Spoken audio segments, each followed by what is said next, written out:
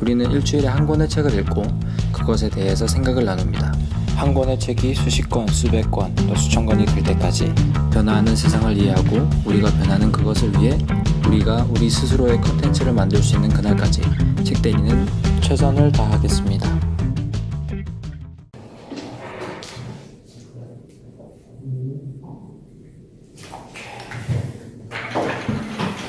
반갑습니다. 저기도 지나갔네요. 잘 먹을게. 진짜 이게 어떻게 보면 둘이 하고 있던 친구로서 그냥 별거 아닌 모임일 수도 있는데 그 전날에 약간의 그 긴장과 설렘과 약간의 그 압박 같은 그렇게 약간 되게 공존하는 그런 게 있어. 근데 열심히 읽었는데 나 요번에 약간 설렁설렁 읽었는데 서렁서렁 읽어도 되는 책이니까 시작을 해볼까요? 네. 책 선정하신 분께서는 네, 먼저 스타트를 그 전에 딱 이 책을 읽고 나서 머릿속에 딱 떠오르는 키워드 5가지 얘기하기. 딱 오케이. 돌발질 돌발지요. 첫 번째, 나는 저는 제일 먼저 드는 게 내년이 돼지해구나. 황금 돼지의 해. PD들이 돼지금이라고 얘기하는 그런 황금 돼지. 그냥 변화. 변화.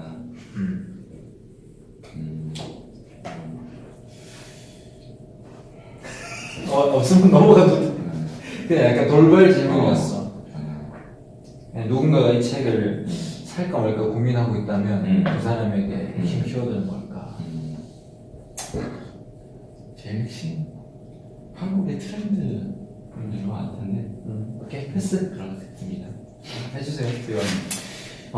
이 책은 2019 트렌드 코리아라는 2019 트렌드 코리아라는 익히 우리가 잘 알고 있고 유명한 김난도 교수가 쓴 책이고 사실 내가 거기 추천 사유에도 썼긴 했지만 사실은 김난도 교수가 이 트렌드 코리아 시리즈를 매년 발표하고 있다는 사실은 알고 있었고 그래서 한번 읽어봐야지 해봤지만 기회가 안 됐는데 이번에 우연치 않게 책 선정을 할 때 찾아봤는데 불과 열흘 전 하여튼 2주 보름도 안 되는 기간 전에 이게 발매가 돼서 출판이 발행이 돼서 선정을 하게 되었어요.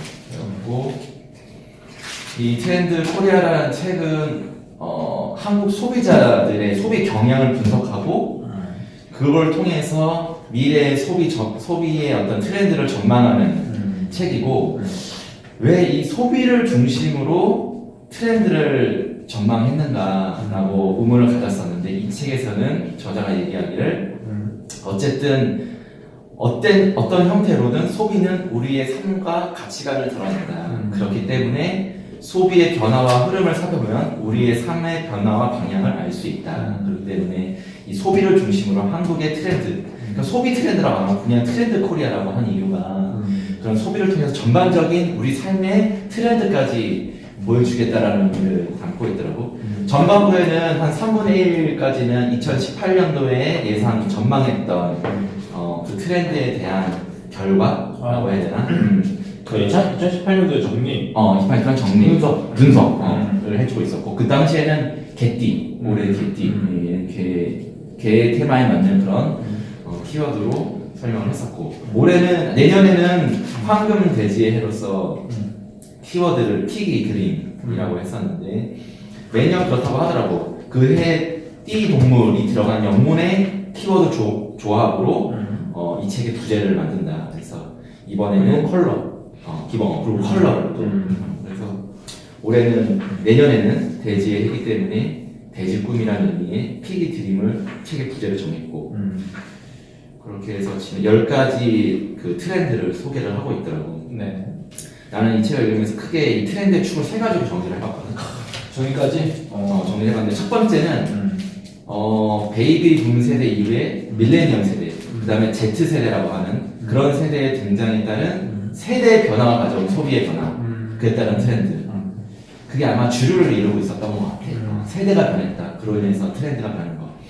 두 번째는 자연 환경의 변화. 예전에는 진짜 경제 주도의 성장만을 중시하기 때문에 자연 파괴가 가져온 환경의 변화는 사실은 우리가 무시하고 살아왔지. 하지만 그것이 결국 우리에게 피해를 주고 자연과 환경, 자연과 인간이라는 것은 서로 밀접하게 연관이 되어 있다는 인식이 생기면서 그거에 따른 또 소비의 변화가 생기기 시작했다라는 게 두 번째 출기였고, 세 번째는 소위 말하는 4차 산업의 변화.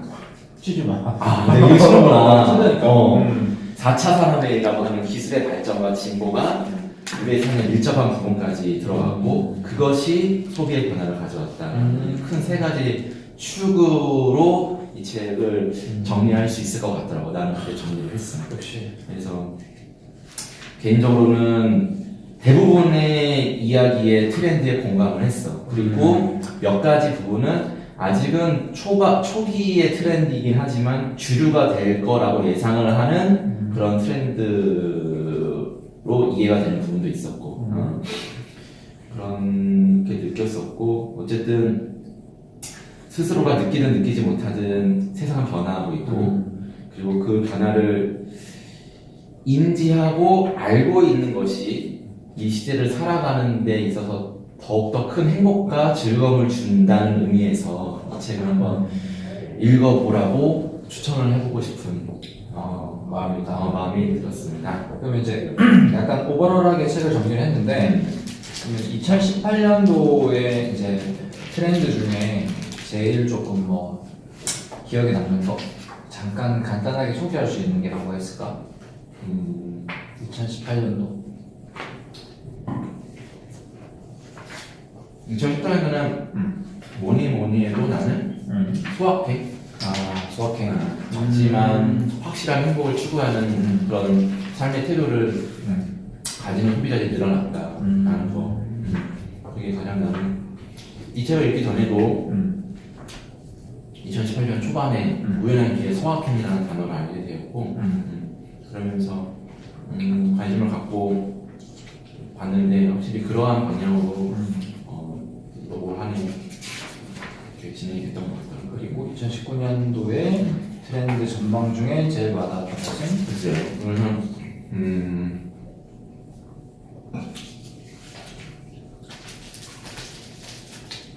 나는 딱 어느 하나라고는 나도 한번 고민을 해봤는데 가장 마음에 와닿거나 오늘 사실 그렇게 딱 하나의 트렌드를 집어내기가 그렇게 와닿는 게 없더라고요. 전반적으로 그냥 다 공감이 되고 그냥 좋았던 부분이 있어. 그나마 한다면 나나랜드 정도? 나나랜드? 나나랜드 정도? 그럼 우리의 지금 이 활동이 약간 이 트렌드랑 맞는 거야? 맞는 것 같아요. 아카이빙? 아카이빙.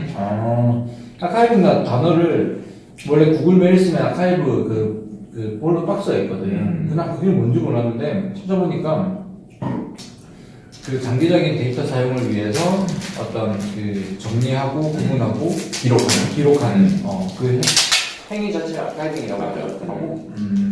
그게 여기서는 뉴트로 그 챕터에 나오더라고. 뉴트로 챕터에 아카이빙의 중요성에 대해서 나오면서.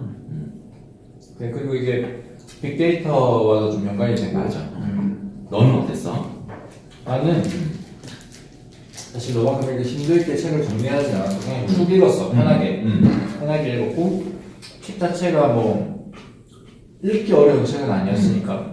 근데 이제 약간 맥락을 팔아라라고 같이 그런 소개, 약간 여러 사례들 그런 것들이 많이 나왔지. 맞아. 근데 맥락을 팔아라가 사실 이 책의 한 부분이 될 수 있는 그런 느낌이었고, 사실 교집합이 될 수 있는 내용들도 몇 개 있더라고. 근데 이제 그때는 그 책의 요지는 약간 브랜딩이었고, 컨셉팅이더라고. 사실 뭐 컨셉팅, 브랜딩 뭐 우리가 잘 알지는 못하지만 어쨌든 편하게 읽었어. 편하게 읽었고, 한 해를 마무리하고 새해를 맞이하는 사람들이 읽기에는 좋은 책 같더라고. 나는 처음 읽어봤거든. 그래서 이런 책은 보통 그냥 어떻게 생각을 했냐면 그냥 인터넷 뉴스 보면 되는 거 아니야? 그리고 뭐 우리가 트렌디하게 살고 있으면 이미 알고 있는 내용들 아니야? 라고 생각을 할 수 있는데 그렇지. 그러니까 정리된 글들을 읽으니까 뭐 조금 더 생각이 정리가 되는 느낌이 있고 그러니까 딱 뭔가 이렇게 진짜 정리해준 느낌. 약간 맥락이 뭐 선후 관계가 아 이게 이래서 나온 얘기구나. 그럼 뭐 작년에는 자존감이라는 얘기가 뭐 대세를 이루었고 올해는 소확행이었고 뭐 이런 어떤 트렌드들도 달락달락 연별로 끊기는 게 아니라 어떤 변화를 이 흐름을 통해서 진행해 오는 거구나. 어떤 그런 맥락을 짚어주고 그런 원인과 결과에 대한 어떤 서술을 해주니까 약간 뭐 나름 내 나름대로 한 해를 그냥 소화하는 책으로 뭐 볼 수 있겠더라고. 근데 반면 이게 어쨌든 간에 많은 데이터와 많은 설문조사를 통해서 그런 키워드와 어떤 그런 자료들을 뽑아낸 거기 때문에 이런 책이 또 트렌드를 만들어 갈 수 있다라는 생각을 해요. 그러니까 나는 그게 오히려 뭐 장점도 있지만 이런 거에 의해서 또 다른 부작용, 그러니까 이것에 의한 트렌드가 흘러가 버리는 그리고 내 인식이 이것에 의해 고정돼 버리는 그런 뭐 우려도 조금 있긴 한데 나름 뭐 객관적으로 적으려고 했고 다 어떤 데이터에는 출처를 해놨고 괜찮은 거 같더라고. 그리고 뭐 뉴트로 이런 거 많이 우리가 쓰고 뭐 실제로 뭐 유행하는 요즘 애들 그 20대들도 에어포스 많이 신고 다니더라고. 왜 그런가라는 것에 대해서 그냥 신고 다니는구나가 아니라 실제로 옛날에 그 복고풍이나 레트로에서 그 뉴트로라는 개념으로 얘네들이 우리 과거의 어떤 그 패션이나 그런 문화를 이해하려고 하는 하나의 활동이 될 수 있겠구나 하는 뭐 간접적인 또 이해가 되더라고. 근데 진짜 난 어떤 책들에서는 진짜 그렇게 하고 있는 사람이 있나? 이게 이렇게 대중화되어 있나? 마켓컬리 뭐 이런 것처럼 아침에 막 배달해서 먹고 그치. 그냥 다 전화해가지고 세팅 다 식사 한 끼 식사를 다 전화해가지고 잘 맞아. 하고 정말 진짜 그런 시대에 내가 살고 있는 게 맞나? 라는 생각. 맞아. 근데 실제로 그 우리 소득 수준 훨씬 이상의 사람들이 뭐 물론 그럴 수도 있고 아닐 수도 있겠지만 충분히 그런 편의성을 쫓아갈 수는 있을 것 같아.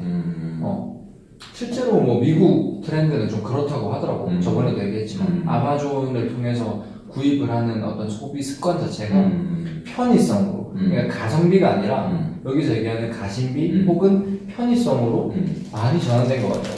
그래서 그때도 얘기했지만 돈 없는 사람은 오프라인 매장 가서 발품을 팔면서 돈을 찾아보고 막 이러는 그런 개념에 있지만 요즘은 돈 있는 사람이 오히려 그 아마존 그 연간 회원 가입을 해서 그냥 편하게 주기적으로 주기 배달시키고 편하게 자기의 삶을 윤택하게 만든다 이런 생각이 너는 요즘 트렌드에 따라가는, 그러니까 느끼든 느끼지 못하든 이 책을 읽어보니 내가 트렌드에 따라가는 소위 말하는 밀레니엄 요즘 세대의 사람이구나라고 느꼈어? 아니면 약간은 수동적으로 따라가게 되거나 아니면 여기와는 조금 거리가 이런 트렌드랑 거리가 있는 생활을 하고 있는 기성세대라는 느낌이 들었어?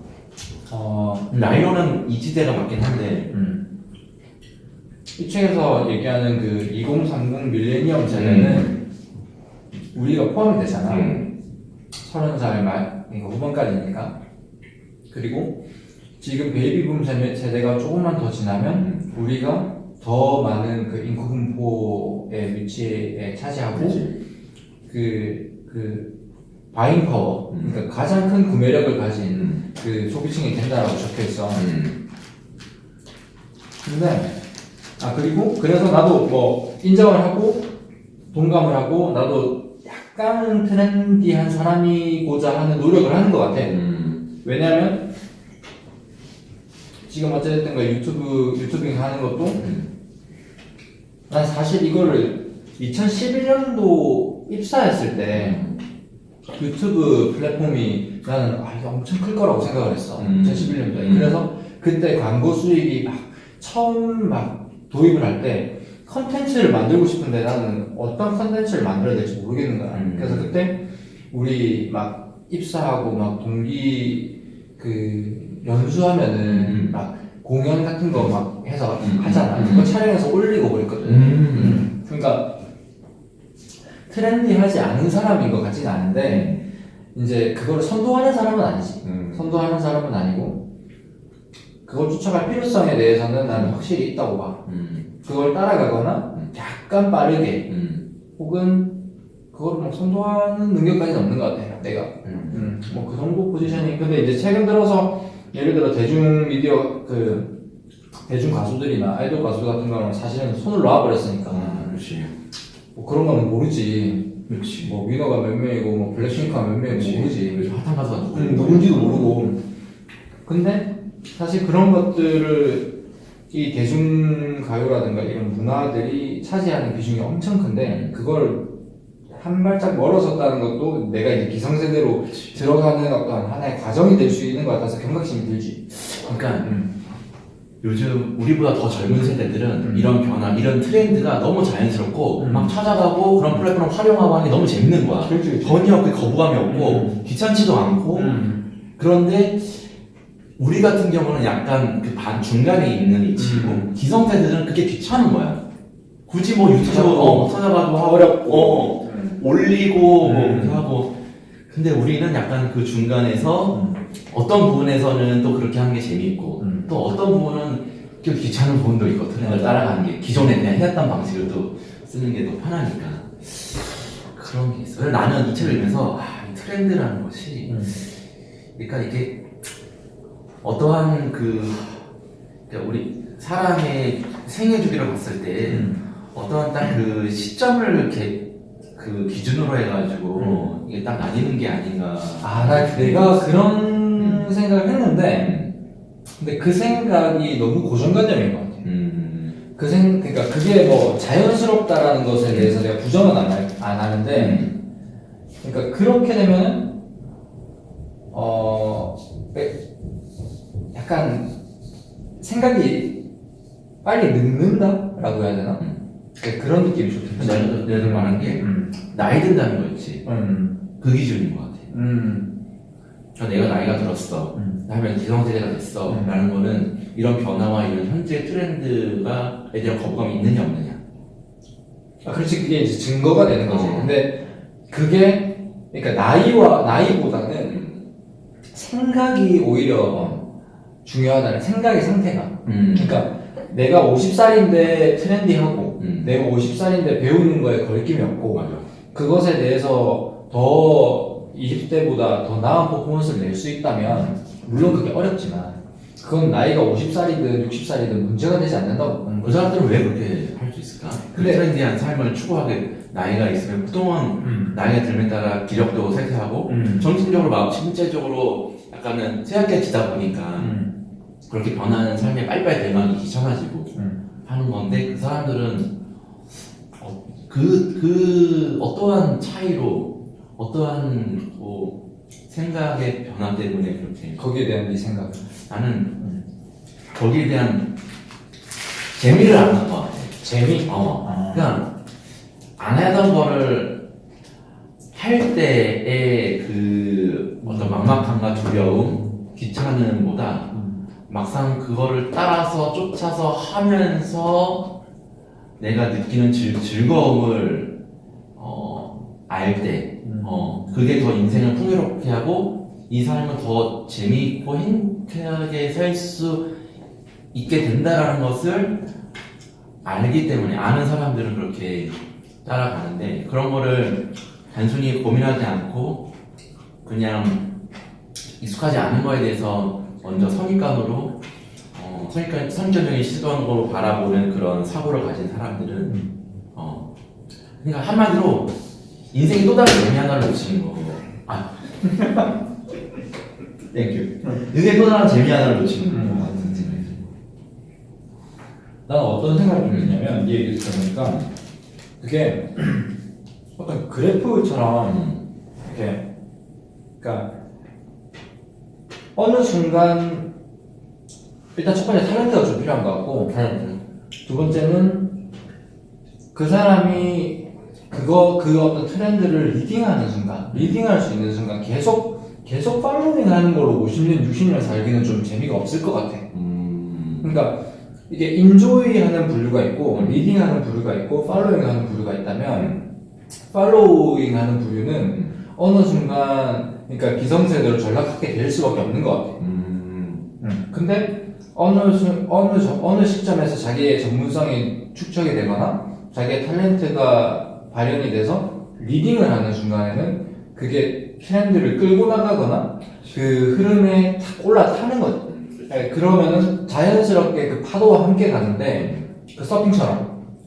근데 그냥 팔로잉만 하는 사람은 계속 자기가 수영해서는 그걸 따라갈 수가 없는 거야. 내 생각에 그런 거 같고, 그냥 인조이 부류는 진짜 그 나름대로 이 수많은 트렌드 속에서 자기가 재밌고 즐거워하는 것들을 자기의 것만 딱 취해서 가는 그런 사람들. 약간 이런 느낌이 좀 있지. 그러려면 조금 시간이, 그러니까 그런 뭔가 어떤 트렌드를 즐기는 수준의 경지까지 가려면 우리 약간 기성세대를 그렇게 되기 위해서는 그 정도의 어떤 절대적인 시간이 좀 필요한 것 같아. 그러니까 그치. 바로 내가 그냥 뭐 어떤 하나의 계기로 하나의 뭐 사고의 전환으로 이렇게 된 건 아니고 절대. 팔로우를 하다 보니까 어느 순간은 이게 내가 나에 맞는 트렌드가 생겼고 그 순간 이제 즐기게 되는. 그래서 혹은 내가 딱 떠오르는 사람은 누구냐면 영화 감독들. 이런 사람들은 트렌드를 선도하잖아. 그렇지. 혹은 앞질러가거나 자기의 트렌드를 만들어 버리잖아. 그러니까 그런 대중문화의 어떤 크리에이터들은 그럴 수 있는 것 같고, 그러니까 기술과 예술 뭐 이런 문화 있으면은 예술 분야는 좀 그럴 수 있는 것 같고, 우리 같은 엔지니어 베이스는 또 기술도 트렌드가 있잖아. 근데 그게 소비와 어떻게 접목이 돼서 드러나는지는 잘 모르겠지만 요즘은 뭐 IT가 다 대세긴 하지. 그렇기 때문에 뭐 약간 그런 지금 방금 얘기한 떠오른 건 그런 느낌이지. 그런 사람들 리딩을 할 수 있고, 우리 같은 사람 사실은 나는 또 다른 생각은 굳이 리딩을 하지 않아도 충분히 오랜 시간 동안 트렌드를 즐기면서 행복할 수 있다. 왜냐면 사실은 리딩을 한다는 거는 뭔가를 하나를 새로운 걸 만들어낸다는 느낌이 난 들거든. 난 그런 의미의 리딩이라고 한다면 사실 그거는 굉장히 극소수고 항상 그런 걸 고민하고 또 그런 뭔가 많은 뭐 그런 활동이나 그런 걸 통해서 많은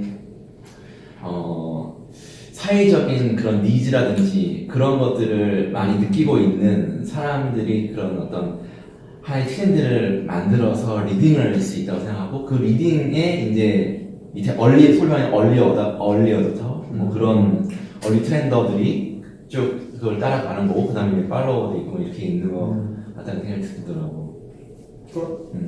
다 소수였지 어쨌든. 그걸 리딩하는 사람도 소수고, 팔로우 하다가 올라타는 사람도 소수고, 다 소수였지. 너도 이렇게 트렌디하게 이렇게 그 세대의 트렌드를 따라서 이렇게 근데 그건 센서가 있어야 되나? 센서가. 근데 그게 뭐냐면 더듬이 같이 다른 사람이 어떤 것을 하고 있느냐에 관심이 있는 사람들. 맞아. 그런 사람들이 거기에 민감하게 반응을 하는 거지. 맞아. 근데 그게 좋다 나쁘다는 모르겠어. 근데 확실히 그거에 대해서 둔감한 사람이 있고, 거기에 대해서 민감한 사람이 있고, 그거를 또 리드하는 사람이 있고, 그걸 또 따라가는 사람이 있고, 그런 부류는 주변에서 볼 수 있는 것 같아. 확실히. 근데 나는 나름 그걸 어떤 인지하는 능력이라고 친다면 조금 그걸 가지려고 하는 편인 것 같긴 해. 나는 약간 이렇게 민감하지가 않아. 근데 가만보면 그게 민감하지 않거나 더듬이가 이렇게 약간 무딘 사람들이 보통 보면 학자 스타일 좀 그렇지 않아? 그러니까 그러니까 깊이 하나를 깊이 하는 사람. 그러니까 여러 개를 많이 하는 사람 말고 하나를 깊이 하는 사람. 그런 사람 그렇지 않나? 느낌. 자, 그냥 내 생각이. 우리가 알고 있는 학자들은 그런 것 같아. 근데 또 요즘 학자들은 또 요즘은 그러니까 학자도 이 부류가 나뉘잖아. 맞아. 그러니까 그거는 약간 좀 다른 것 같아. 근데 개인은 그런데 이게 이제 기업으로 왔을 때는 이게 기업의 승패, 존망을 결정하는 것 같아. 트렌드를 따라가냐 안 따라가냐. 이거 읽어보니까. 요 앞에 그렇게 적혀 있잖아. 뭐라고 적혀있더라? 삶은 아. 변화하는 게 아니라 변화 그 자체이다. 그런 변화란 삶에 필요한 것이 아니다. 삶 자체이다. 4페이지. 뭐라고? 변화란 변화란 삶에서 필요한 것이 아니다. 삶 자체이다. 음. 마치 에서도 불러. 맞아. 근데 이게 진짜 일맥상통하는 얘기인 것 같아. 맞아. 그 호모 사피엔스도 이런 얘기 나왔잖아. 그 진화론에도 이런 얘기 나오고. 어쨌든 변화하는 것에 빠르게 적응할 수 있는 사람이 살아남는. 그게 그리고 하버드 비즈니스 리뷰에도 보면 어떤 얘기가 나오냐면 그게 좀 오래된 얘기인데 최근 대기업들의 임원 그 선정 어떤 이런 기준 중에 하나가 포텐셜을 본다는 건데 그 포텐셜이 뭐냐면 어느 포지션에 갖다 놨을 때도 하이 퍼포먼스를 낼 수 있는 사람. 그러니까 이미 T자형 인재라서 거기에 탁 갖다 놓으면 거기에 잘한다 이런 게 아니라 그냥 그 사람은 어디를 갖다 놔도 빠르게 적응해서 빠르게 퍼포먼스를 낼 수 있는 그런 포텐셜을 변화에 적응할 수 있는, 대응할 수 있는 능력. 그렇지. 넌 어디에 속하는 것 같아? 몰라. 너는? 난 그런 걸 추구하는데 예전에는 그렇게 막 변화에 빠른 속도로 대응하지 못하는 성향이었던 게 더 강했던 것 같은데 요즘은 조금 이렇게 변화에 민감하게 반응하는 것 같기도 하고 달라진 것 같아요. 이유는?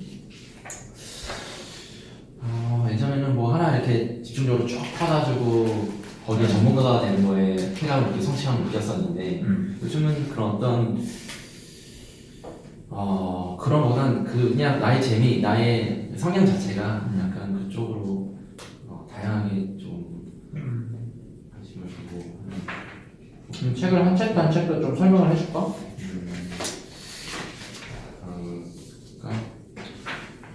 뭐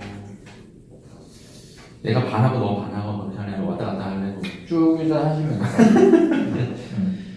플레이 더 컨셉을 연출하는 건 첫 번째 키워드의 단어인데 여기서는 어쨌든 예전에는 가성비라고 해서 효율성을 중시했다. 그래서 가장 좋은 상품을 많이 만들어내고 소비자는 다양한 상품 중에서 가장 효율적인, 가장 좋은 제품을 선택하는 그런 소비 형태였는데 이제는 너무나 좋은 상품들이 많고 다양하게 나오다 보니까 가성비로 소비가 이루어지는 것이 아니라 그보다 가심비라고 하는 그 제품이 갖고 있는 이야기, 컨셉 그걸 보고 사람들이 소비를 하게 된다. 도대체 컨셉이 뭐야? 컨셉. 그냥 나 이거 읽으면서도 계속 컨셉이 뭐야? 진짜. 그러니까 뭐 그 아이덴티티가 아닐까? 그 제품, 어떤 그 상품만의 어떤 독창성을 하나의 컨셉이라고 그 상품만이 갖고 있는, 표출할 수 있는 그런 생각을 하더라고요. 우리 책대리의 컨셉은 뭐지? 나는 계속 이거 하나하나 책도 볼 때마다 우리 책대리라는 거 난 계속 그 생각했어. 우리의 컨셉은 뭐지? 컨셉, 목적하고 유사한 건가? 그래서 흔들리지 말아야 우리 책대리의 목적을 선정을 해놓는 게 중요한 것 같아. 그 영상에 선정하지 않았어? 맞아. 인트로 영상에 적혀있는 거 그게 우리의 목적이다. 오케이. 빠르고 세상의 변화에 정하고 우리만의 컨텐츠를 만들 수 있는 그날까지 우리는 최선을 다한다. 오케이, 알았어. 그게 우리의 목적이고 그럼 컨셉이랑 약간 다르네. 목적과 컨셉은 우리의 컨셉은 우리의 대화로 그러니까 약간 이런 거네. 관찰 예능 여기 나오잖아. 그렇지. 관찰 예능과도 약간 섞이지만 관찰 예능이 그 미운 우리 새끼 그 다음에 그런 연애하는 갑자기 생각나. 하트 시그널. 하트 시그널 같이 그러니까 TV 속에 어떤 또 다른 TV를 보는 패널들의 어떤 그런 또 우리가 보는 그게 이제 그거였는데 우리가 그거와 완전 똑같진 않지만 우리는 좀 더 기획되지 않고 진짜 우리는 그냥 노멀한 직장인으로서 인생을 고민하고, 왜냐면 연예인들은 인생을 고민하진 않잖아. 그러니까 물론 고민하지. 자기네들 삶 속에서 고민을 하지만 요즘 TV는 좀 다르긴 한데, 예전에는 TV 속에 나오는 게 걔네들이 우리 삶을 어떻게 살아야 하고 직장에서 뭐가 힘들고 책을 왜 읽어야 되고 이런 거에 대해서 고민하는 게 아니잖아. 근데 우리는 그걸 진짜 진지하게 고민해야 되는 그 사람으로서 가공되지 않은 걸 그대로 보여주는 게 난 중요한 거야. 그래서 이게 이제 예를 들어 1년, 2년, 3년, 4년, 5년 쌓였을 때 우리가 변해가는 게 예를 들어 실제로 보인다면 그게 우리의 컨셉이 되는 거지. 컨셉이 한국말 뭐니? 개념 아니야? 개념? 어떻게 정의하고 있지? 찾아봐봐. 때로는 이 한글이 이게 영어는 되게 약간 모호하고 그렇지. 약간 그런 게 있는데 우리의 컨셉, 우리의 목적.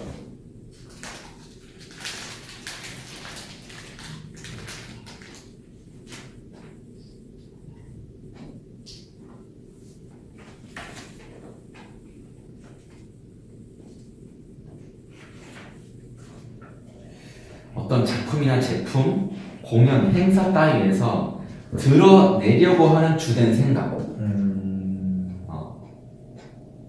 무엇을 보여줄 것인가. 우리는 있는 그대로를 보여주는 건데. 그렇지. 되게 사실 부끄럽지. 우리가 모르는 것도 많고. 그렇지.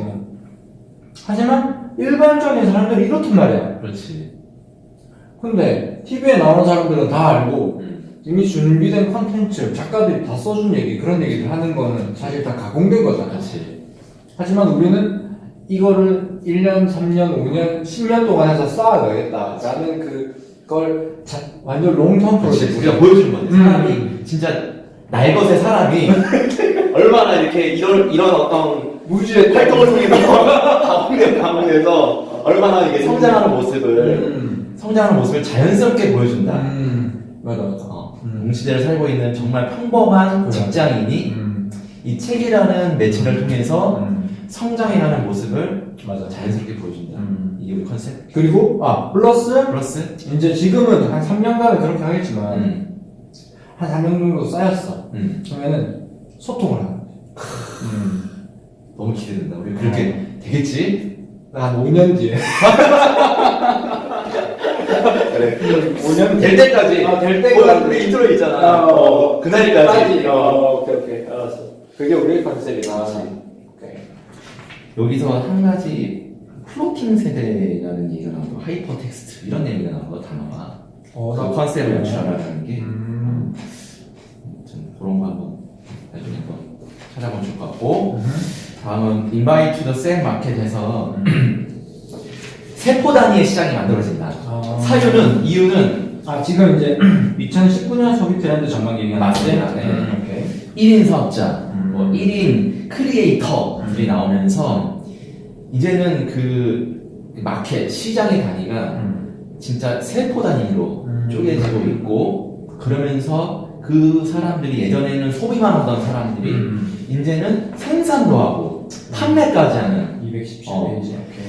그런 셀슈머라고 명칭을 하더라고. 그래서 셀마켓이 등장했고 셀슈머가 등장하게 된다. 보통 프로슈머라고도 얘기하는 거 같더라고. 프로슈머는 생산을 하는 사람이고 생산과 소비를 같이 하는. 아니야, 프로슈머도 생산과 소비를 같이 하는 거야. 그치. 근데 셀슈머는 그게 이익이 더 돈으로 들어오는 거. 그냥 단순히 생산해서 예를 들어 내가 영상을 올렸어. 뭐 그런 게 아니라 그것이 나의 이윤이 돼서 돌아오는 거.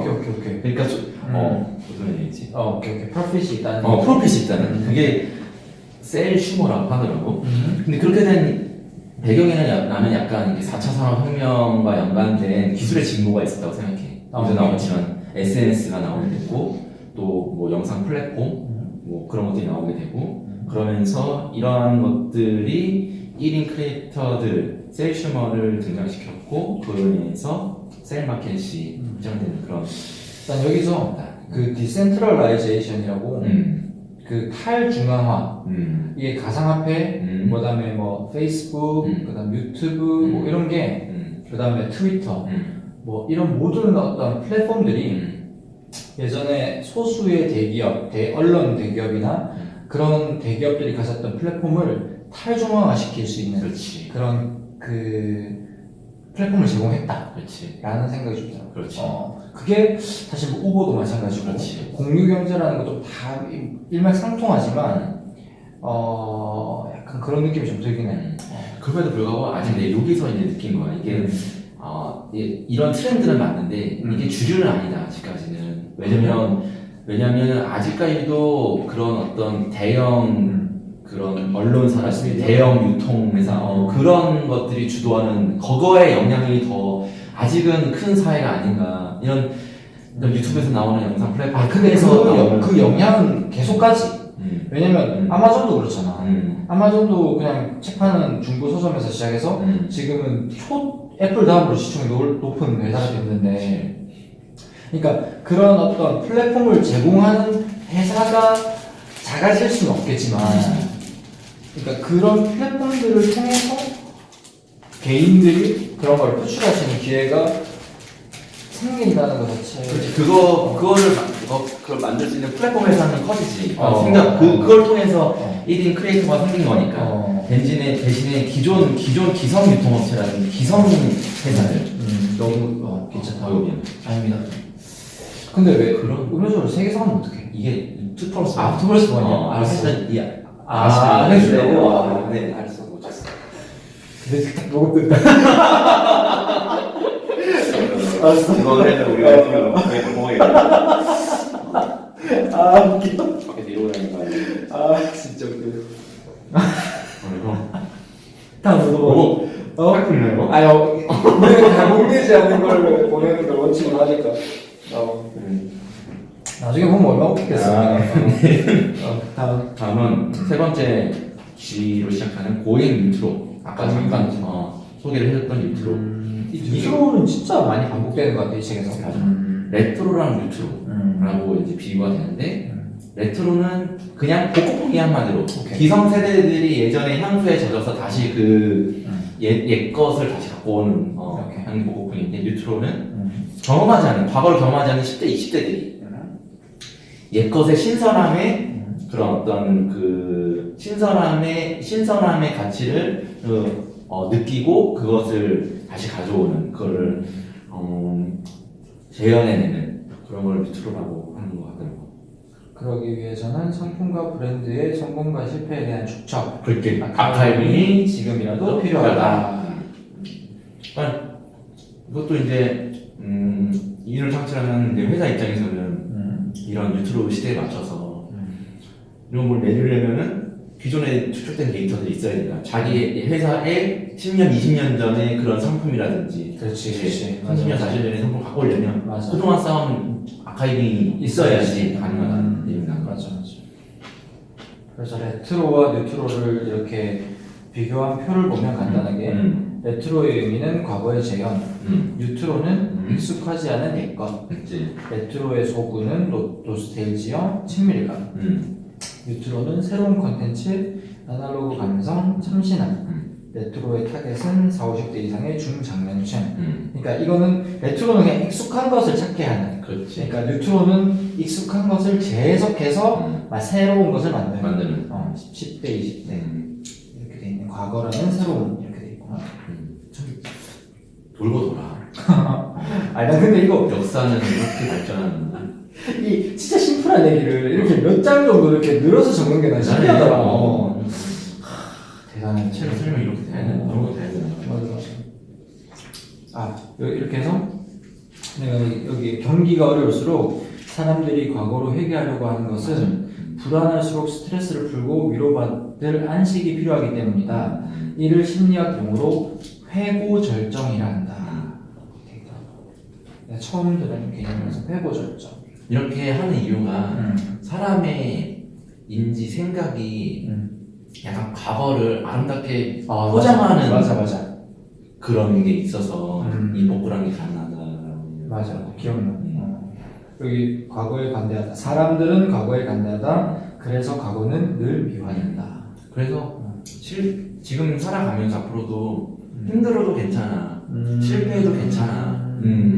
어쨌든 좋은 추억이 될 거고 미래의 즐거움이 될 테니 멋진 해석인데? 그렇게 생각이 들더라고. 약간 찌릿했어 완전. 다음은 근데 이게 특히 현재가 힘들수록 더 과거가 미해된다라네. 이걸 반대로 얘기하면 우리가 과거를 계속 추억하고 회상하는 시기는 힘든 시기라는 거야. 내가 지금 현재 몰두하고 있느냐, 과거를 회상하고 있느냐를 다시 한번 생각을 해보면 현재의 내 상태를 또 해석해 볼 수 있다. 달리는 말은 뒤를 돌아보지 않는다. 그렇지. 죽어버리기 전에. 다음은 G로 시작하는 그린 서바이벌 필환경 시대인데 이것도 되게 심플해. 그러니까 결국 예전에는 친환경이라고 해서 그냥 되게 소극적인 환경 보호 활동을 했다면 이제는 필환경이라서 되게 적극적으로 반드시 환경을 지켜내야 되고 그로 환경을 고려해야 된다는 소비로 바뀌고 있는 필환경 시대가 됐다. 사람들이 환경을 바라보는 인식의 변화, 뭐 미세먼지라든지 또 그런 미세 플라스틱 때문에 환경에 문제가 생긴 거 그런 것들이 영향을 미쳤던 것 같아. 너는 하고 있어? 아니 전혀 신경 안 쓰고 있어 사실. 나도 그렇긴 한데. 이게 진짜 좀. 이 옛날에는 여기 그렇게 나오잖아. 옛날에는 그냥 환경을 보호하기 위한 어떤 행위로 이런 걸 했다 치면 지금은 그거 어떤 환경 보호 행위 자체가 우리 그걸 하지 않았을 때 인류에게 미치는 악영향이 거의 우리 생존을 위험하는 수준이기 때문에 이것이 지금처럼 붐업됐다라는 얘기도 좀 있는 것 같아요. 근데 이게 너무 느껴지지 않으니까 실생활에서. 그렇지, 진짜. 미세먼지만 봐도 사실 미세먼지 하니까 그런 건데 사실 아직도 마스크 안 쓰고 다니는 사람 많고. 맞아. 근데 이게 우리 그 상하이 사장이 폐암으로 돌아가셨거든. 이게 뭐 그것 때문인지 아닌지 상하이에? 그러니까 연관성이 없다라고 얘기하기가 무서운 거야. 이게 사기에 발견돼가지고 바로 그냥 우리도 문제 어떻게 됐죠? 진짜. 근데 또 이게 물론 한 사람에서부터 시작이 되는 거긴 하지만 사실은 내가 하나 플라스틱 오늘 하루 안 썼다고 해서 크게 달라지는 걸 그러니까 체감이 안 되잖아. 60원인가 오늘부터 시작해서 정말 딱 하면은 정말 바로 나타날 정도였는데.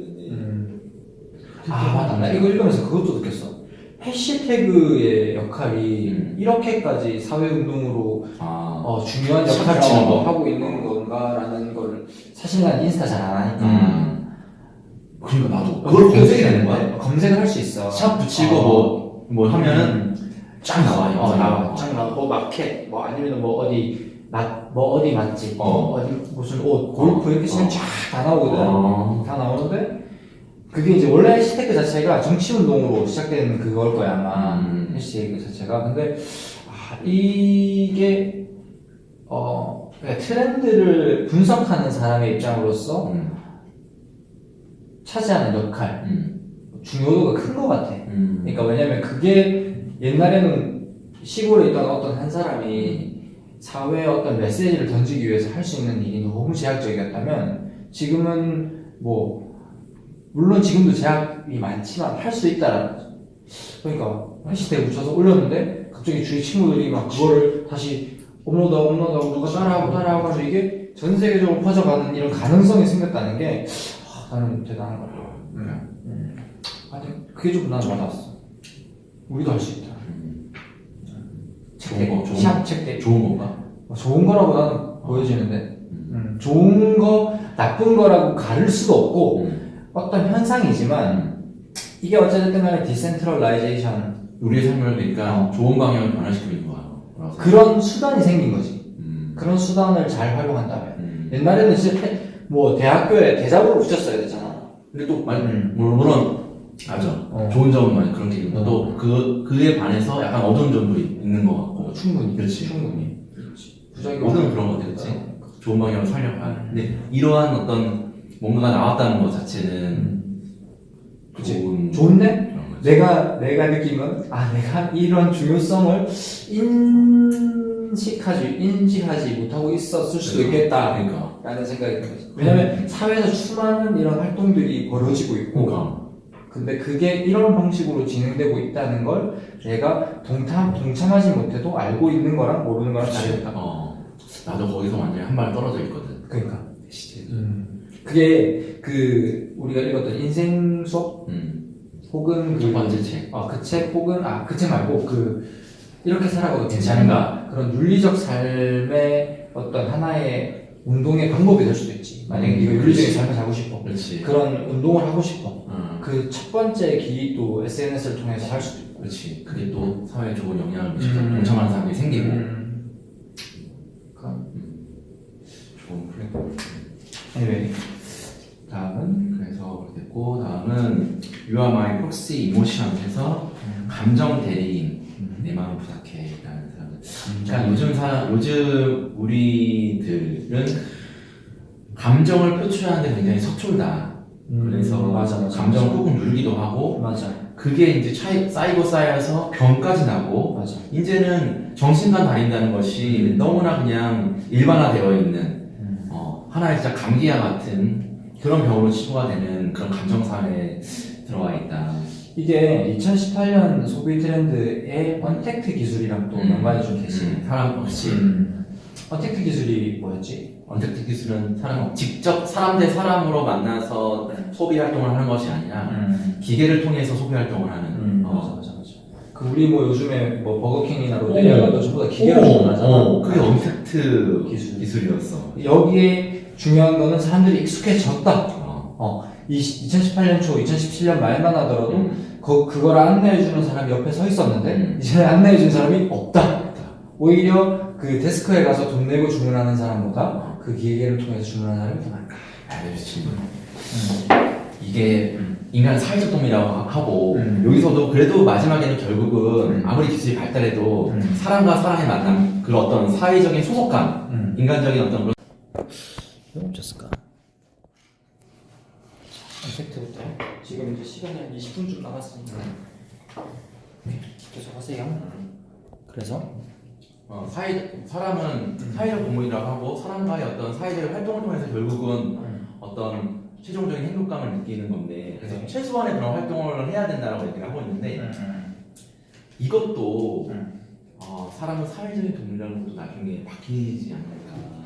그러니까 이것도 하나의 진화의 방향. 그러니까 이제는 앞으로 이제는 극단적으로 생각해보자.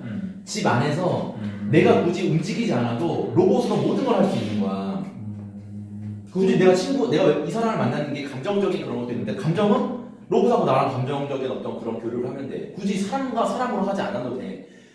그리고 내가 필요한 걸 사러 갔을 때 다 언택트 기술이고 내가 굳이 움직이지 않아도 돼. 내가 그러니까 필요한 것을 감정부터 물질적인 거에 내가 다 충족할 수 있는 상태가 되는 사회가 되면 사람은 사회적인 동물이라는 것이 그 말 자체가 굉장히 과거의 단어가 돼버릴 것 같은 생각이 드는데 거기에 대해서 어떻게 생각해? 극단적인 그런 첨단 기술에 내가 그렇게 동의하고 근데 그 사회라는 게 사회의 정의가 바뀌는 거지. 사회의 정의. 지금은 인간과 인간관계의 어떤 네트워크, 릴레이션십이 그게 들어간다면 조직, 그때가 되면 사회라는 게 약간 온라인 뭐 그렇게 될 수도 있고 뭐. 근데 옛날에 가상현실 딱 처음 나올 때 내가 들었던 얘기가 뭐냐면 지금 우리가 살고 있는 모든 세상은 가상현실에 그대로 복제될 날이 무조건 온다는 거야. 그러니까 구글에서 지금 뭐 구글어서 보면 위성에서 딱 쳐다볼 수 있듯이 이 배틀그라운드 해봤어. 여기 2018년 키워드 중에도 배틀그라운드 게임이 있는데 그 게임 들어가보면 놀라울 정도로 실시간 오픈월드 게임이거든. 얘를 설명해줘. 예를 들면 어쨌든 비행기 타고 가다가 딱 어느 섬에 뛰어내려. 100명이. 그러면 100명이 뛰어내리는데 그 100명이 다 실시간으로 자기 캐릭터를 조정을 할 수 있어. 자기 실시간으로 조정을 할 수 있고 딱 뛰어내려서 그 어떤 마을이나 숲에 딱 뛰어내려서 그 건물로 들어가가지고 총이랑 뭐 헬멧이나 이런 걸 빨리 찾는 거야. 그리고 옆에 있는 사람을 죽이고 살아남아서 최후 1인이 돼야 되는 거야. 근데 정말 놀라운 거 뭐냐면 이 100명이 다 각자가 실시간으로 움직일 수 있고 그 맵 자체가 그래픽이 엄청 진짜 뛰어난 것 같고 우리 총 쏘잖아. 군대 가서 총 쏘잖아. 그럼 총이 탄환이 원래 올라갔다 내려갔다 올라가나? 어쨌든 이게 휘잖아. 그게 이 게임 속에서는 다 구현돼. 총별로. 그러니까 이게 물리 엔진이라 그러나 그게 그 게임 속에 다 뭐가 들어가 있고 실시간으로 하나의 세계가 그 안에 있는 거야. 100명이 그 살아남는 그 순간까지 시간이 있는 거야. 그래서 이게 남의 얘기가 아닌 게 진짜 뭐 한 10년, 20년, 100년 지나면은 지금 뭐 우리가 프랑스 안 가봐도 그냥 VR 끼고 그렇지. 들어가서 로브를 박물관 볼 수 있는 거야. 이제 그런 세대가 올 것 같아. 그리고 지금 내가 어떤 생각이냐면 지금 맵이 그냥 섬이지만 어느 날 뉴욕 가운데서 딱 100명이 떨어져서 뉴욕에서 싸우는 거야. 얼마나 이게 가상현실이랑 놀라운 그러니까. 진짜 기술, 이 게임 어떤 이런 게임의 진보 뭐 이런 거는 우리가 상상하는 것 이상으로. 그러니까 내가 말하는 최소 인간으로서 지켜야 될 인간의 마지막 그 코어라고 하는 것이 어떤 인간 대 인간의 그런 유대 교류인 것인가라는 생각에 퀘션이 드는 거야. 그러면서 그런 게 있죠. 여기서 내 마음을 제대로 표현하지 못하니까 관찰이라는 같은 걸 통해서 감정 대행인, 대변인, 변호인 뭐 이런 걸로 대신 내 감정을 뭐랄까 표현을 하거나 거기에 대해서는 즐거움을 찾는데 나중에는 그러니까 제2의 나 맞아. 그게 약간 그래픽으로 만들어져. 근데 걔에다가 내가 원하는 성격을 입히는 거지. 그 영화 그거 있잖아. 레디 플레이 원인가? 그 잘 기억 안 나는데. 그 영화 몰라?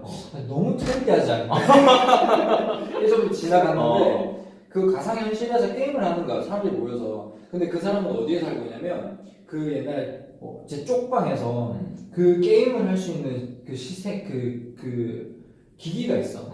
딱 쓰고 밑에는 발판이 있어가지고 발판에서 뛰어다니고 막 할 수 있는 거야. 몸을 딱 이렇게 연결시켜가지고 그럼 그 게임 속에 딱 접속을 하면 그 세계에 있는 모든 사람과 그 게임 세계 속에서 또 미션을 깨고 거기서 또 부자가 되고. 그러니까 온라인 오프라인의 개념이 굉장히 없어요.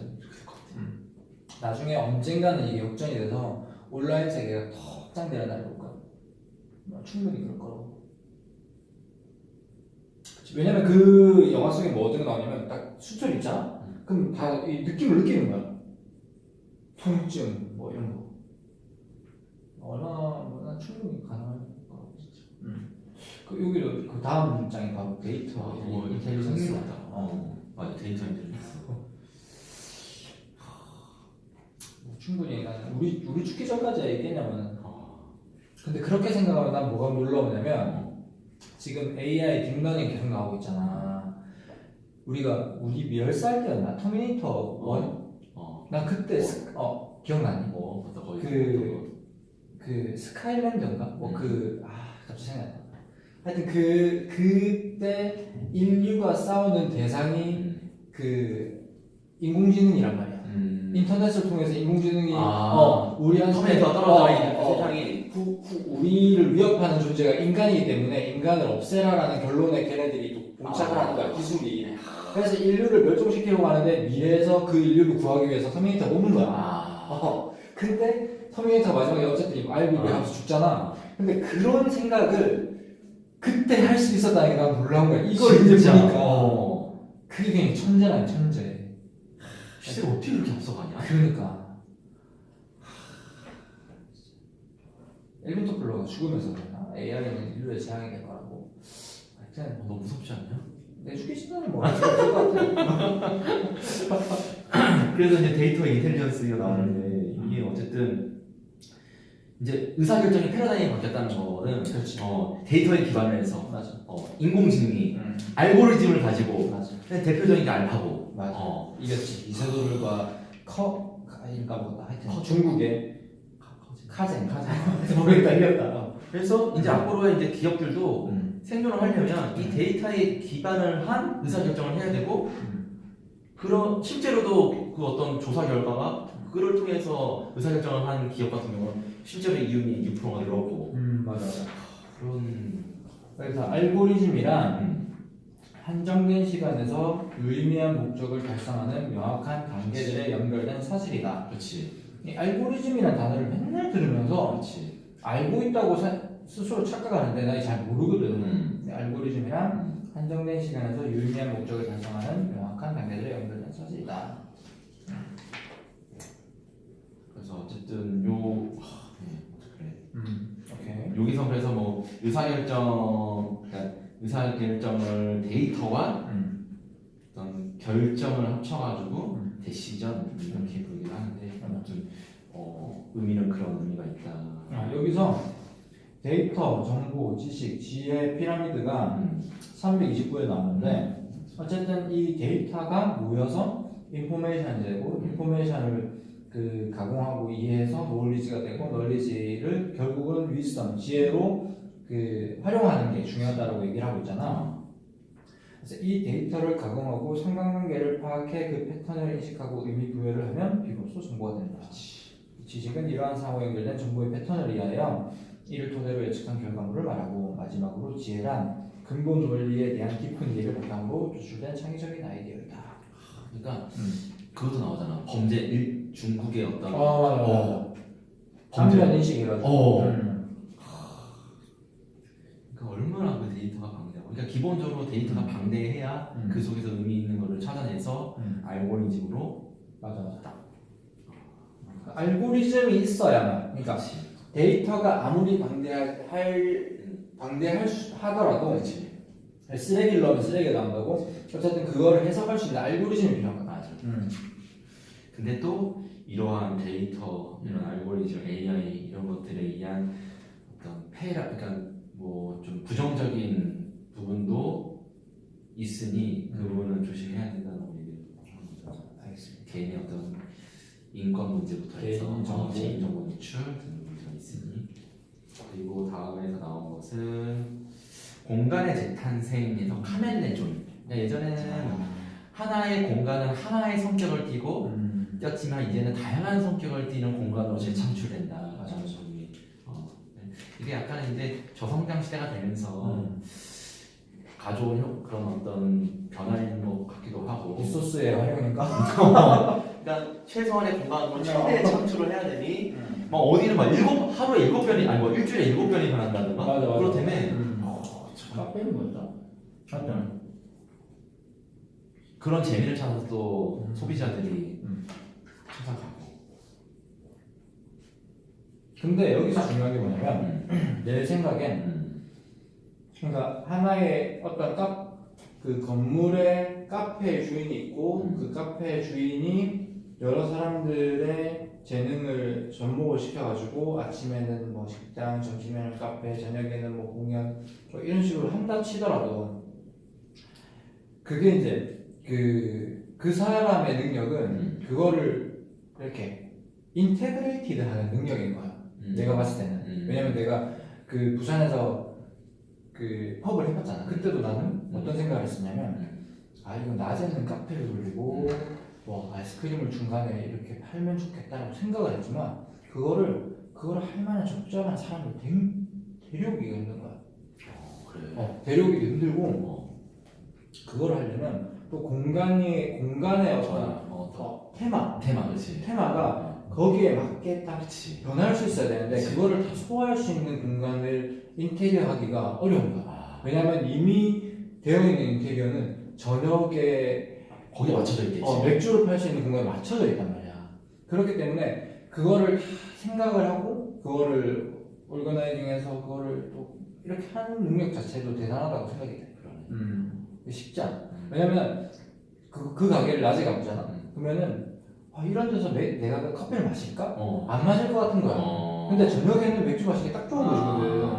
그러니까 하여튼 그런 요소도 좀 있다. 그런 생각도 좀 들었어. 그래서 카멜레존에서는 또 하나 어쨌든 또 콘텐츠의 중요성이 또 나오거든. 그러니까 시설 자체보다 그 공간을 채우는 무엇, 그 콘텐츠가 중요하다. 그게 중요성이 커지고 있다. 공간을 채우는 무엇? 그러니까 단순히 그냥 공간만 바꾼다고 해서 그것이 어떤 지금 현재 트렌드라는 건 아니고 그 공간이 변할 때 각각의 공간이 보여주는 콘텐츠 아 여기서 그럼 위워크이 나오나? 어떤 리워크? 위워크 리워크? 공유 오피스 여기서 기억이 안 나오나? 나는데. 기억이 안 나는데. 아 뭐서 나왔지? 아 공유 오피스. 아 그거는 공유 오피스. 예. 어디서 나왔나? 아니야. 어디서 나왔더라 이게? 기억이 나. 기억나지? 기억나. 그 요즘 공유 오피스가 진짜 핫하다고 그래가지고 내 책을 보다가 어디 나왔던 거? 도대체 얘네들 돈을 어떻게 버는지 내가 너무 궁금한 거야. 공유 오피스 아니야? 혹시 너 찾아봤어? 아니 안 봤어. 난 대충 찾아봤는데 어. 얘네들이 2000년 초반 때부터인가 시작을 한 것 같아. 위워크이 외국에서 우리나라 회사가 아니야. 그래서 얘네들이 추구하는 바는 어쨌든 그 비전 펀드를 통해서 펀딩을 엄청 받았고 시작하면서 얘네들이 추구하는 바는 오피스를 제공해 주지만 오피스를 통한 네트워크라는 아니 리워크이라는 게 그러니까 구실은 어떻게 아. 운영이 되는 거야? 나도 잘 모르는데 그거 알아. 어쨌든 얘네들은 그 우리 앞에 여기 삼성타워 저기도 위협 들어섰거든. 그러니까 어떤 건물에 오피스를 쟤네들이 일정 기간을 임대를 해. 그리고 그거를 월 단위나 뭐 일 단위나 이런 식으로 보증금 없이 싸게는 아니고 리저너블한 가격으로 누군가에게 제공을 해. 근데 그 사람이 보통 누구냐면 벤처 혹은 뭐 하여튼 소규모의 약간 초기 투자비가 많지 않은 사람들, 뭐 집기류 뭐 이런 걸 사기에 조금 부담스러운 사람들 혹은 정부에서 지원을 받는 사람들이 거기에 들어가는 거야. 근데 거기에 들어갈 때 이 사람들의 장점은 뭐냐면 보증금 안 내도 되고 그 다음에 책상이나 이런 게 세련되게 아주 모던한 디자인이 이미 돼 있고 그리고 이 위워크이 제시하는 게 뭐냐면 자기네들의 네트워크를 활용할 수 있다. 예를 들자면 내가 벤처 사업가인데 여기 들어왔어. 그럼 자기는 어떤 사업 회사와 조금 네트워킹을 하고 싶은데 그럼 위워크이 어레인지를 해줄 수 있잖아. 나도 이렇게 생각했어. 한 공간이 있고 그 공간에 여러 업체들이 들어와서 그 업체들 간의 시너지가 날 수 있는 공간을 연출해주는 장소를 만들어주는 게 위워크라고 생각했어. 아니야. 오피스 랜더야. 왜 이렇게 유명한 거? 그냥 내가 굳이 위워크에 안 들어가도 그렇게 업체 소개해주고 막 연결시켜주는 그런 프로그램이나 이런 것도 많이 있잖아. 내가 필요한 정부에서 지원해주는 것도 있고. 근데 이게 위워크이라는 걸 난 자세히 모르는데 어쨌든 규모가 너무 커졌대. 이게 너무 신기하다. 줄어들어. 전 세계적인 전 세계적으로 얘네들이 규모가 어마어마하게 커져가지고 사실은 이 기업 가치가 너무 과대평가됐다는 얘기도 있어. 있지만 실질적으로 지금 뭐 내가 그 서울스퀘어도 위워크 들어선 것 같더라고. 그러니까 그런 약간 랜드마크적인 건물에 이미 얘네들이 다 그냥 자본으로 들어와 버린 거야. 그래서 내가 봤을 때는 뭐 내가 이제 뭐 소규모 벤처 사업가인데 내가 그 오피스를 구하고 있어. 근데 국가에서 어느 정도의 지원금을 받아. 근데 뭐 어디 저기 뭐 알지도 못하는 동네에 가서 그냥 사무실 오픈하느니 얘네들을 통해서 하면은 시너지가 날 수 있다라고 생각할 수 있는 거지. 그렇지. 그리고 이 공간 자체가 주는 느낌이 되게 좋도록 얘네만의 공간 연출이 있겠지. 있겠지. 그래서 뭐 나 안 가봤을 때 모르는데 비싸더라고. 여기 가보니까. 근데 일반인들이 그냥 접근하기 월급으로 접근하기 어렵고 그런 사업을 하시는 분들은 필요한 거. 오케이. 그렇게 됐고요. 다음은 밀레니얼 가족이라고 해가지고 이제 그만 이제 좀 나오고 그 다음에 나온 게 나나랜드. 나나를 네가 인상 깊었다니까 얘기 좀 되겠다. 그러니까 자신만의 세상을 자신만의 기준으로 스스로 남의 눈치 보지 않고 자신만의 인생을 사는 그런 세상을 나나랜드라고 미미랜드, 나나랜드 이렇게 얘기를 하더라고요. 그래서 예전에는 타인의 눈치를 많이 보고 비교하는 어떤 인생이었다면 이제는 그런 거에 구애받지 않고 정말 자신이 가장 행복한 그런 것들을 쫓아서 추구하는 삶을 말하더라고. 왜 제일 인상 깊었어? 내가 제일 약한 부분인 것 같아서. 왜?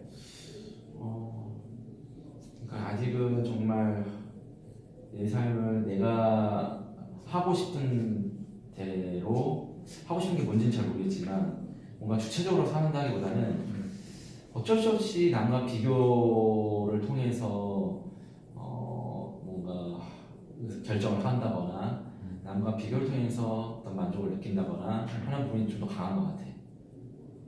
그래서 더 많이 와닿았던 것 같습니다. 이게 난 조금 그 와닿았던 건 뭐냐면 내가 요즘 소개팅 많이 하잖아.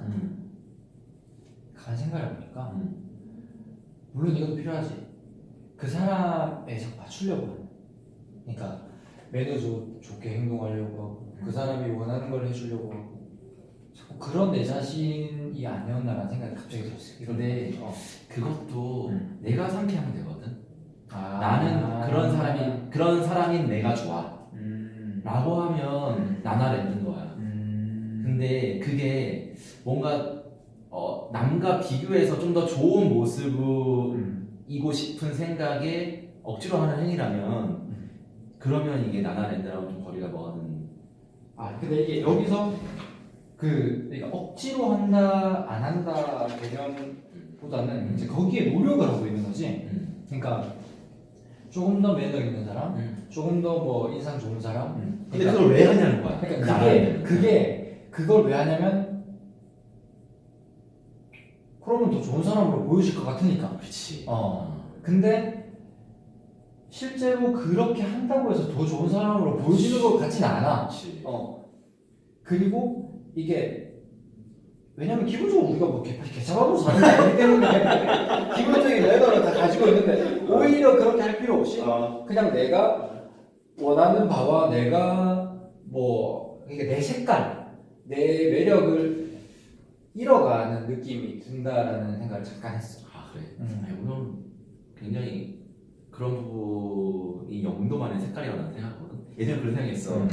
자신만의 색깔, 자신만의 인생을 한다라는 게 그러니까 너무 개차반은 아니지만 자기 주장이 뚜렷하고 하고 싶은 말 하고 막 그런 거라고 생각했는데 이제는 약간 남한테 잘 맞추려거나 이렇게 좀 굉장히 친절하고 매너 있는 어떤 그런 모습도 내가 추구하는 삶이라면 그게 내 색깔이다. 나의 색깔이다. 굳이 이 나나랜드의 정의 자체가 자신만의 인생을 사는 건데 그 느낌이 전달되는지 모르겠어. 전달됐어. 근데 그게 내 색깔이다. 굉장히 어울려. 그래? 그게 어울려.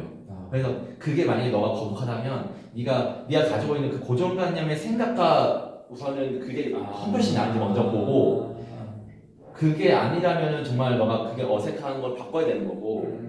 아니 어색하진 않아. 되게 편해. 편한데 그게 너야. 너무 잘 어울리고 그래? 그게 잘 어울리고 그게 참 좋고 받는 사람이. 약간 도가니 같은 느낌. 그리고 너만큼의 몇 사이에서 너만큼의 그 정도의 뭔가 어떤 그 느낌과 인상을 주는 사람은 또 없어. 그렇기 때문에 그거를 더 잘 살려서 스스로 너만의 것으로 만들었으면 좋겠어. 더 이렇게 하는 거에 대해서 맞춰주고 하는 게 맞춰준다는 것이 나를 잃어가는 게 아니라고 생각하거든. 너를 보면 그런 생각이 들어. 마지막에 내가 약간 좋은 조언을 그래서 정말 세상에서 가장 잘 맞춰주는 최영도. 어느 누가 망했네. 괜찮아. 정말 여기부터 여기까지의 사람을 이 스펙트럼을 다 나한테 맞춰주는 사람 없어. 나도 맞춤 받고 싶어. 무슨 말인지 알겠다. 이런 사람 영도밖에 없어. 그렇게 할 수 있는 사람 영도밖에 없어. 근데 그게 너무 자연스러워. 나는 영도, 그게 영도. 오케이. 좋은 조언이다. 그래서 고민 좀 많이 해볼게. 다음 마지막 매너 소비자가 나옵니다. 간단하게. 이건 매너가 소비자를 만든다는 건데 예전에 갑질 문화의 비유를 통해서 이제는 직원들 그러니까 고객도 매너가 필요하다. 그로 인해서 이제 예전에는 손님이 왕이다 뭐 이런 게 있었는데 손님은 손님이다. 그렇지, 그렇지, 맞아, 맞아. 손님은 손님이다. 이런 내용이 나오더라고. 맞아. 여기서 난 진상이란 단어에 약간 어근이 나왔잖아. 어근, 맞아. 옛날에 그 뭐지 임금님이나 이렇게 좋은 음식을 올리던 것에서 유래된 그 진상이란 단어가 뭐 진상 손님, 그렇지. 뭐 진상 뭐 고객 맞아. 이런 식으로 바뀌어오는 그 과정도 맞아, 약간 맞아. 설명돼서 재밌었어. 오케이. 마무리할까요? 네, 마무리 주십시오. 네. 어쨌든 2019년도에는 어떤 소비 트렌드가 나타날지 전망해보고 알아보는 시간을 갖고 나는 어쨌든 이 책을 통해서 변화에 대한 거부감을 갖기보다는 초반에 얘기했지만 변화를 배우고 함께 느끼고 동참하는 노력을 통해서 어떤 그런 변화의 재미, 트렌드를 따라가는 또한 트렌드를 즐기는 그런 어떤 또 다른 재미를 느껴봤으면 좋겠다. 그래서 엘빈 토플러가 얘기한 것처럼 변화를 그 삶 자체를 해가는 그런 자세도 한번 생각해보는 시간이었다. 어쨌든 트렌드를 즐기고 싶다. 한번 그러고 싶다. 이 책을 통해서 한번 예전에는 진짜 약간 어떻게 보면 약간 보수적이고 기존의 것을 답습하는 걸 좋아하는 약간 그런 성격, 변화를 싫어하는 성격이었다면 쉽게 말해서. 근데 이제는 한번 그 변화에 한번 동참해서 즐겨볼까? 서핑을 좀 해볼까? 그런 생각이 들었습니다. 나는 이거 2018년 트렌드 중에 케렌시아 나 단어 기억나? 그 투 나는 케렌시아 있어. 이게 뭐냐면 케렌시아는 투장의 소가 마지막 일전을 앞두고 홀로 잠시 숨을 고르는 자기만의 공간을 의미한다. 인생이라는 매일매일의 전투에서 지쳐가는 현대인들에게도 안식처로서 케렌시아의 공간이 절실하다. 제3의 공간인 케렌시아에서 사람들은 지친 몸과 마음을 추스르고 다시 전장으로 나갈 준비를 한다. 우리 책대리가 이런 케렌시아 같은 공간이 됐으면 좋겠다. 네. 하나, 둘, 셋.